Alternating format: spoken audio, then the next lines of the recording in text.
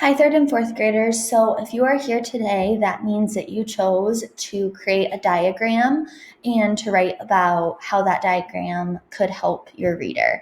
So, when we read nonfiction books, the words on the page are obviously super important, right? The actual text, but the pictures and the different headings and captions and diagrams are also really, really helpful. They might even be more helpful in some cases. So, there's lots of different kinds of diagrams, and I'm going to show you a few here.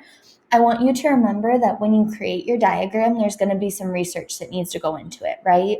So if you pick an animal that you're interested in, you're going to need to, with a parent or an adult, go online and maybe look at a few different diagrams and create your own, right? You don't want to just copy one from Google Images. You want to learn about the animal and create your diagram. So this is the one of the first types of diagrams that you might see in a nonfiction book about animals. This is just telling you the parts of an elephant. So they drew an elephant as accurately as they could, and then they basically just labeled the different parts.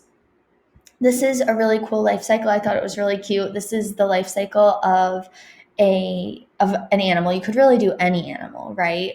So they talked about how this animal was a cub, and then I love this in the middle. It said 10 days start walking, right? So it's giving you different facts.